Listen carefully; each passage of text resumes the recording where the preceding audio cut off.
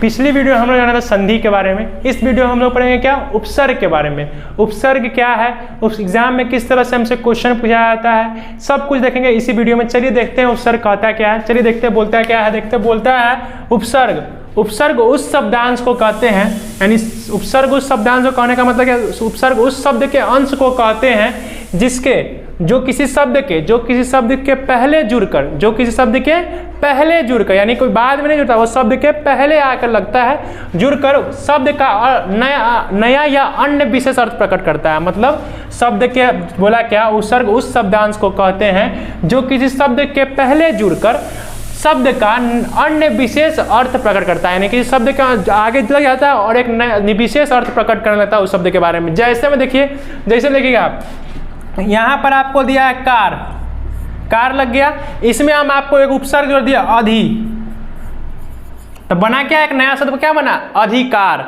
फिर देखिएगा जय था मेरे पास, इसमें हम क्या लगा दिए, परा उपसर्ग जोड़ दिए, क्या बन गया हमको, पराजय।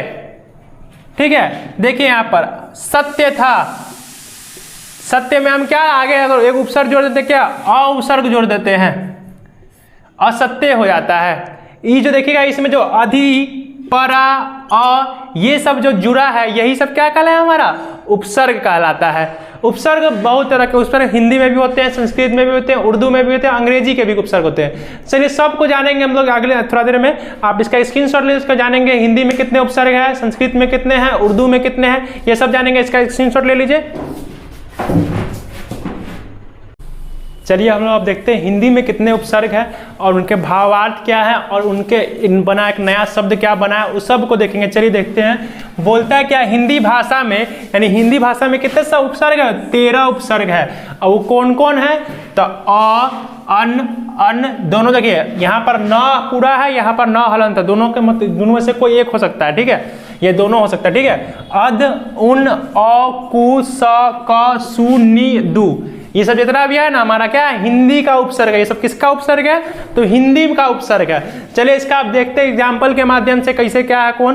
देखिए इधर हम लिखे हुए उपसर्ग, इधर उपसर्ग को जो भी हम लोग उपसर्ग लिखेंगे इधर लिखेंगे, इधर लिखेंगे भावार्थ यानी उसका अर्थ क्या है, इधर शब्द का निर्माण यानी उपसर्ग जोड़ने पर कौन सा शब्द बन रहा है उसका निर्माण हम लोग देखेंगे। इसका आप लोग ध्यान से अपने कॉपी में नोट डाउन कर लीजिएगा, नहीं तो स्क्रीनशॉट लेकर रख लीजिएगा। ठीक है, चलिए देखते हैं। देखिए बोल क्या रहा है, अ यानी पहला उपसर्ग हमारा क्या था, अ का भावार्थ क्या होता है, अभाव, निषेध यानी कम यानी नहीं, अभाव मतलब नहीं है, जैसे कमी, इस तरह का अर्थ निकलता है। देखिए अ जोड़ ज्ञान, अज्ञान यानी जिसका ज्ञान, जिसको ज्ञान का क्या हो, अभाव हो, उसको क्या कहते हैं, अज्ञान कहते हैं। जिसको ज्ञान न हो उसी को क्या कहते हैं, अज्ञान कहते हैं। इतना पता है आपको।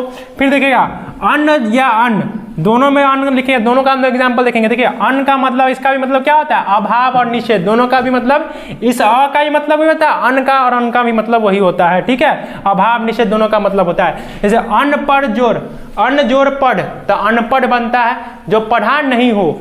फिर देखिए अन्न जोड़ अधिकार, अनाधिकार, जिसके पास अधिकार नहीं हो। ठीक है, ये देखिए अध, तीसरा हमको क्या मिला, अध, अध का मतलब क्या होता है, आधा के लिए, मतलब आधा, अध का मीनिंग क्या हो गया, आधा के लिए हम लोग प्रयोग करते हैं अध का। ठीक है, जो कोई काम आधा होता है उसके लिए। ठीक है, यहाँ अध जोड़ पक्का, अध पक्का यानी कहने का मतलब क्या हुआ, आधा पका हुआ। ऐसा शब्द जिसमें अध कहाँ पर इस्तेमाल होता है, आधा के लिए। ठीक है, तो यहाँ अध जोड़ पक्का जो क्या बना, अध पक्का बना। फिर देखें यहाँ पर उन का मीनिंग क्या आता है, उनका एक कम यानी मतलब ठीक क्या, पूरा होने से एक कम जो होता है ना उसी के लिए। देखिएगा यहाँ पर उन जोड़ 30, 29 बनता है। उन जोड़ क्या होता है, उन जोड़ 40, 39। देखिए यहाँ पे ध्यान रखिएगा, जब भी हम 30 को जोड़ते हैं बोलता है क्या, उन जोड़ 30 यानी एक कम, उनका मतलब क्या होता है, कम होता है। तो उनमें एक कम करने पर क्या आता है, आपको 29 आता है। अब आपको समझ आया 29 काहे बोला था इसको, क्योंकि 29 यानी 30 बोला लास्ट में, लेकिन आगे उन लगा दिया, तो यानी 29 में क्या, एक कम यानी 29, यानी 30 माइनस 1 यानी 29, 39 का बोलते हैं 40 में। देखिए 40 लगा हुआ लास्ट में, उसके पहले उन लगा देते हैं, उन यानी एक कम, 39। ठीक है, इसका एक स्क्रीनशॉट ले लीजिएगा आप लोग, उसका नाम लोग आगे बढ़ेंगे। चलिए देखते हैं अगला उपसर्ग का भावार्थ और उसका शब्द निर्माण क्या कहता है। देखिए अगला उपसर्ग हमारा क्या है? औ से देखिए बनता है, औ का भावार्थ क्या होता है? हीन, निषेध, और इससे शब्द क्या बना? औ जोड़ लाद, औलाद। अब आपसे एग्जाम में क्वेश्चन पूछता है औलाद में कौन सा उपसर्ग है, तो औलाद में औ उपसर्ग है। क्लियर हो गया? देखिए कु जोड़ नीच, कु का क्या मीनिंग आता है? कु का भावार्थ क्या रहा? कु उपसर्ग का, तो नीच, बुराई, हीनता।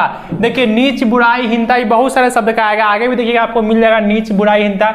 हीन किसी किसी आपका भावार्थ बहुत का सेम मिल जाएगा, किसी किसी उपसर्ग का भावार्थ बहुत सेम मिल जाएगा। ठीक है, इसलिए घबराइएगा नहीं, जो उसका होगा उसी का होगा। ठीक है, देखिए बोला कु का क्या है? नीच, बुराई, हीनता। इसका शब्द क्या बना? कु जो रूप, कुरूप। क्लियर हो गया? एग्जाम में आपसे क्वेश्चन क्या करेगा? कुरूप में कौन सा उपसर्ग है? तो कु उपसर्ग है। ठीक है, स का उपसर्ग आपको दिया स में स का भावार्थ क्या हो जाएगा? तो श्रेष्ठ, अच्छा। श्रेष्ठ और अच्छा, स का भावार्थ क्या होता है? श्रेष्ठ और अच्छा। स जोड़ पुत, सपूत, अच्छा पुत्र, सपूत को अच्छा पुत्र कहते हैं। देखिए क का क्या होता है मीनिंग? बुराई, हीनता, नीच। देखिए यहाँ पर बुराई, हीनता, नीच यहाँ भी था, बुराई, हीनता, नीच यहाँ भी है। दोनों का भावार्थ क और कु दोनों का मीनिंग सेम आ रहा है। देखिए ठीक है, तो क जोड़ पुत, कपूत। ठीक, क्लियर हो गया? देखिए भैया सु श्रेष्ठ और अच्छा। देखिए यहाँ पर स श्रेष्ठ, अच्छा, क बुराई, नीच, हीनता। क्लियर हो गया? देखिए सु का श्रेष्ठ, अच्छा, सु जोड़ लाभ, सुलाभ हो गया। फिर देखिए नी का मीनिंग क्या? निषेध, अभाव, निषेध, अभाव, रहित। आपने उधर भी पढ़ा था निषेध, अभाव, रहित। किसका पढ़ा था? उसका, नन का। ठीक है, तो यहाँ पर क्या हुआ? नी जोड़ डर, निडर। क्लियर हो गया? नी जोड़ डर, निडर में कौन सा उपसर्ग है? तो नी उपसर्ग है। क्लियर हो गया? दू क्या है? दू का मीनिंग है दो, बुरा, हीन। दो, बुरा, हीन, दोनों का इसका मीनिंग, दू का मीनिंग क्या है? दू आएगा, बुरा आएगा, हीन आएगा। उसका शब्द क्या बना? दू जोड़ बल, दुबल, नहीं दू जोड़ बला, सॉरी दुबल बोल दिए, दू जोड़ बला, दुबला हो गया।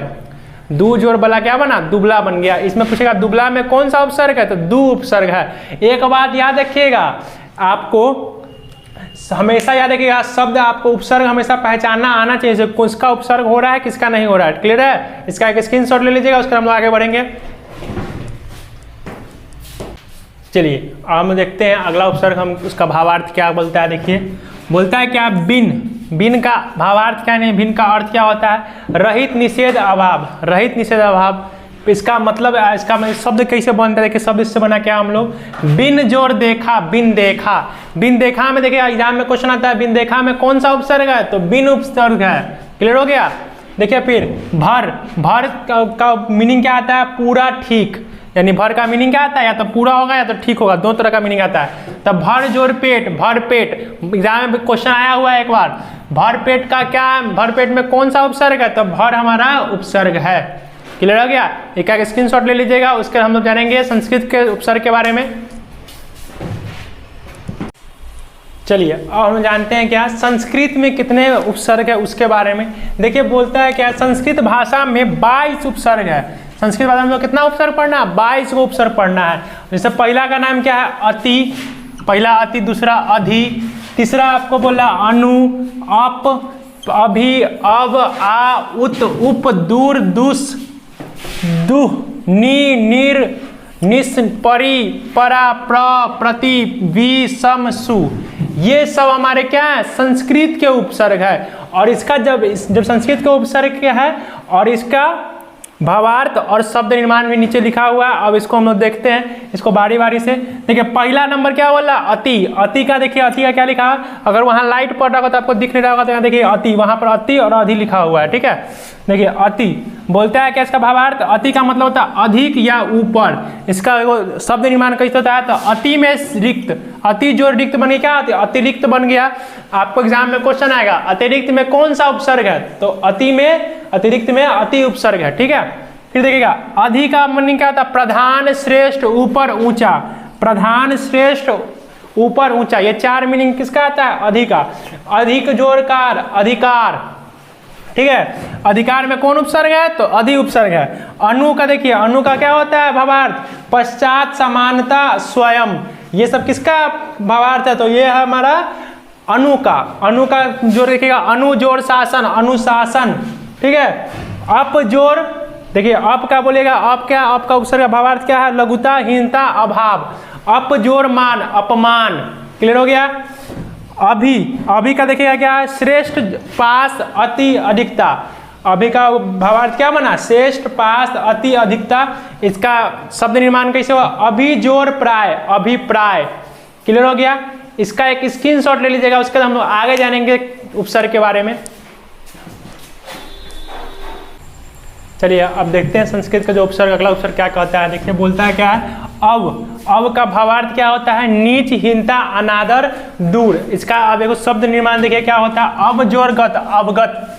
क्लियर हो गया। अब आपसे क्वेश्चन आएगा, अवगत में कौन सा उपसर्ग है, तो अवगत में अब उपसर्ग है। क्लियर हो गया। फिर देखिए आ, आपका नेक्स्ट उपसर्ग क्या है, आ का मीनिंग क्या है, तक, उल्टा, समेत। आ जोर गमन, आगमन। क्लियर हो गया। फिर देखिए परि, परि में क्या है, आस पास, चारों ओर। इसका मीनिंग हो गया, इसका भावार्थ हो गया। इसे परिजोर पूर्ण, परिपूर्ण। परिपूर्ण में कौन सा उपसर्ग है, तो परि उपसर्ग है। क्लियर है। फिर देखिए नेक्स्ट आपका है उत। उत का मीनिंग क्या आता है, उत का भावार्थ क्या है, ऊपर, ऊंचा, श्रेष्ठ। ऊपर, ऊंचा, श्रेष्ठ। इसका बना क्या नया शब्द, उत जोर कर्ष, उत्कर्ष। फिर देखिए उप। देखिए उप का भावार्थ क्या है, निकटता, गौण, सहायक। इसका शब्द निर्माण करने देखिए बोलता है उप जोर मंत्री, उपमंत्री। क्लियर हो गया।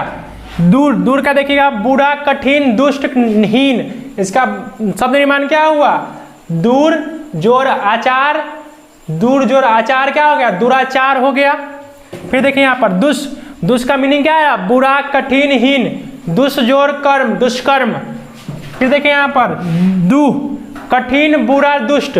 इसका मीनिंग है दु जोर साहस, दुस्साहस।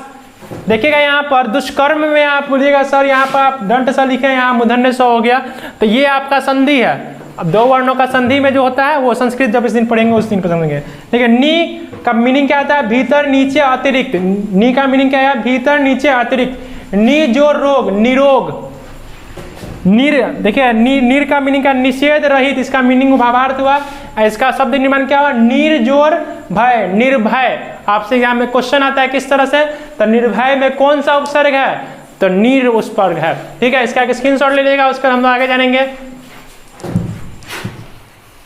चलिए देखते हैं अगला उपसर्ग क्या कहता है। देखिए अगला उपसर्ग बोल रहा है निस। निस का भावार्थ क्या बन रहा है, यानी मीनिंग क्या, रहित, कूड़ा। और इसका शब्द निर्माण क्या हुआ है, निस जोड़ तेज, निस्तेज। आपको एग्जाम में क्वेश्चन आएगा निस्तेज में कौन सा उपसर्ग है, तो निस उपसर्ग है। देखिए अगला, अगला बोला परा। परा में क्या है, पीछे, उल्टा, अनादर। इसका मीनिंग क्या है, परा का पीछे, उल्टा, अनादर। परा जोर जय, यानी पराजय। ठीक है। प्र, अधिक, आगे, ऊपर। इसका मीनिंग क्या है, प्र का मीनिंग क्या है, अधिक, आगे, ऊपर। इसका बना क्या, प्र जोर चार, प्रचार। प्रचार में कौन सा उपसर्ग है, तो प्र उपसर्ग है। नेक्स्ट प्रति। प्रति हर एक समान मुकाबले में, यानी प्रति क्षण। प्रति जोर क्षण बनेगा, प्रतिक्षण बना। प्रतिक्षण में कौन सा उपसर्ग है, तो प्रति उपसर्ग है। फिर देखिए वी। वी का मतलब क्या, भिन्नता, हीनता, असमानता। वी जोर नाश, विनाश। ठीक है। सम। सम में देखिए पूर्णता, संयोग, अच्छा। सम जोर गमन, सम जोर गम, समगम हो गया। संगम में कौन सा उपसर्ग है, तो सम उपसर्ग है। सु, अधिक, अच्छा। सु जोर कर्म, सुकर्म। यही आपका था क्या, ये सब किसका था, संस्कृत का। संस्कृत में कितने थे आपको उपसर्ग, तो 22 उपसर्ग थे। इसका एक स्क्रीनशॉट ले लीजिएगा।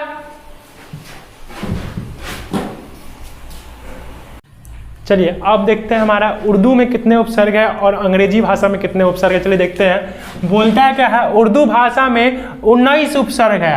उर्दू भाषा में कितने उपसर्ग है, तो 19 उपसर्ग है। जैसे कम, खुश, गैर, दर, ना, ब, बा, बर, बद, वे, ला, सर, हर, हम, अल, एन, फी, बिल, बिना। ये सब क्या है, हमारा उर्दू का उपसर्ग है। ये सब किसका उपसर्ग है, तो हमारा उर्दू भाषा का उपसर्ग सब है। फिर अगला बोलता है कुछ अंग्रेजी भाषा के भी उपसर्ग होते हैं। जैसे देखिएगा सब, deputy, general, vice, chief, head. ये सब क्या है हमारा, ये सब अंग्रेजी भाषा का उपसर्ग है। जैसे सब इंस्पेक्टर, चीफ मिनिस्टर, ये सब क्या है, ये सब हमारा अंग्रेजी भाषा का उपसर्ग है।